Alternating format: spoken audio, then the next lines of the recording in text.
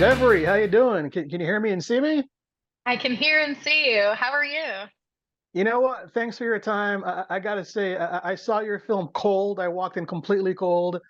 Wow, Great. blew my mind. So I congratulate you on a great film. So I'm gonna flip the script and ask you the hard question first, right? Great. Because when Have at audience it. when audiences see this movie, what do you want them to take from cheerleading? Is it something worth doing? Is competitive cheerleading healthy for these girls? I think that what I hope audiences take away from the end of Backspot is that they see Riley form a healthier relationship with the sport that she loves. Cheerleading is brutal. Cheerleading is no joke.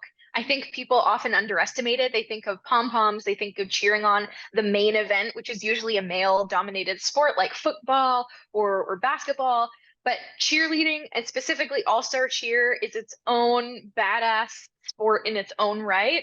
Um, and I think Riley loves it. Riley is obsessed with cheer. And she becomes obsessed to a point where it becomes unhealthy for her.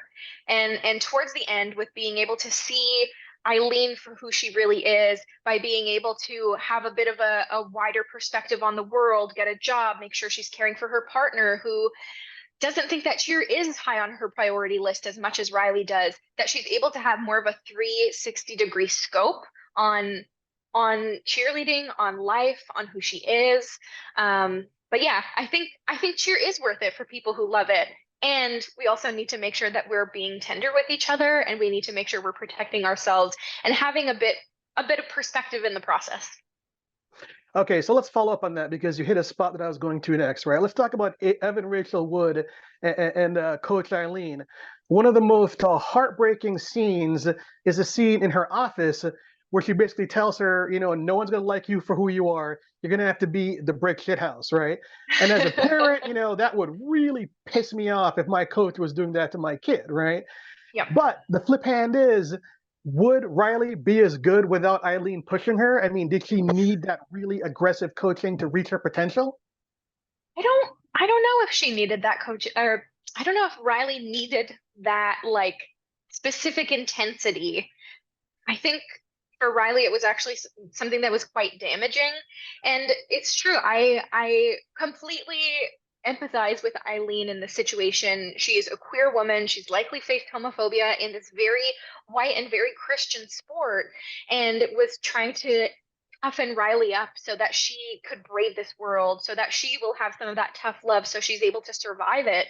But I don't know if that's necessarily what Riley need. And I think what Riley actually needs is provided by the assistant coach Devin, who reaches out and is able to really bridge that generational gap between queer folks and say like, yes, you can be this way and it's going to be okay. And to realize that Eileen is just a person, that she doesn't need to idolize her in this way. And so I think it's all through the film, we didn't want to be extreme in choosing anything. If Riley quit cheer, then she would be giving up on something she loves. If Riley left Amanda, then she would also be giving up something she loves. And so I think it's Right. by finding that balance is what Riley really needs. Bravo, tremendous answer. Okay, so let's dial back the script, right? So let's talk about the beginning process, working with your filmmaking partner, D.W. Watterson. I guess the screenwriter is Joanne Sarazin. How'd you guys find the story? Why make a movie about these queer cheerleaders? Where'd this come from? Yeah, I think so. 6.5 years ago is when we started working on Backspot and trying to bring it into the world. It's been a very long labor of love. And DW originally had the idea um, about they wanted to focus on female athletics. And I think in some world, Backspot was originally a hockey movie, but they came across cheerleading and saw how brutal and intense of a sport it was. And DW also would perform as a DJ and drummer in a cheerleading uniform. And it's almost like a superhero costume that you put on. Like people feel really powerful in it and it's really commanding. And so they were like, I think I want to do a cheer movie. And they wanted me to be a part of it. And I said, that's so funny because I used to be a provincial champion gymnast. And if I'm able to get back in the gym, I'll be able to do my own stunts. And so that's how the original idea came about. And I think the main conversation and spark was exploring this relationship between Riley and her coach Eileen. And sometimes there's friction between generations of queer folks that I don't know is usually explored. Usually when having conversations in the queer community in cinema, it's about romantic relationships and that's it. But we are in community with each other. We are always coming up against other queer folks and our friends and different generations. So in the case of Riley and Eileen, we wanted to showcase some of that where Eileen had to endure a lot as a queer person and wants to instill that tough love, but also has a bit of resentment for the freedoms that Riley might have now. And Riley is looking for a mentor and is looking for an idol to look up to, but then she might take for granted some of the plight that somebody like Eileen might have had to go through. So that was like the original spark of our story that we wanted to explore. And then from there, it really deepened and we were able to flesh out a lot of the relationships from that point on. I got to tell you, that opening scene is like it's shot out of a cannon. You're like tumbling. I guess you must have been wearing like a GoPro to get that physical, Oh flipping yeah. motion. And so, I mean, I didn't know that you were a gymnast, but this role is so extremely physical. The scenes of you like pushing yourself and doing push-ups, right? I mean, I assume you probably had, limited budget time to film. How quickly did you have to get in shape Assume and learn all right. these skills again? It took me about 3 months to really get them back. I went to personal training, to physiotherapy, to open cheer, open gymnastics, yoga, and was stretching every day. And leading up to the shoot, I was training about 5 days or 5 times, excuse me, 5 times a week and stretching for 6 days to 7 days a week, making sure that my body would be able to handle it because I did all of my own stunts except for one in the film. And so if I went down, the whole film would go down and we couldn't have that. So I had to be really diligent on making sure I was never overexerting myself to the point where I might get injured and making sure that I was also able to be flexible enough and build up the strength enough that my joints were protected. Because let me tell you, I have some old ass gymnast knees.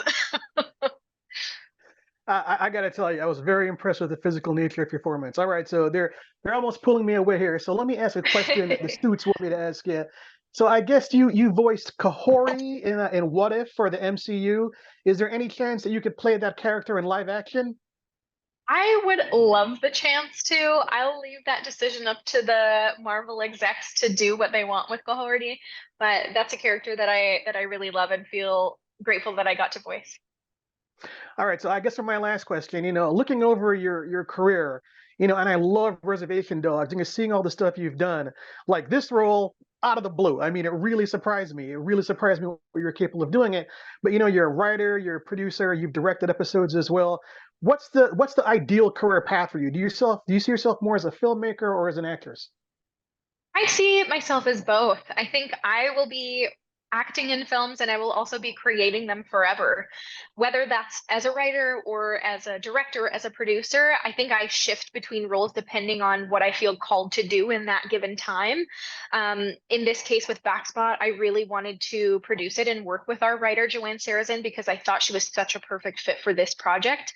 I'm a storyteller above all else, so whatever medium that comes out through, that's what it's going to be. But I started a production company with DW Watterson, and we're currently working on another feature film that we're hoping to get off the ground, and we're writing a graphic novel together. That's so awesome. Well, you know what? Congrats on a really great film.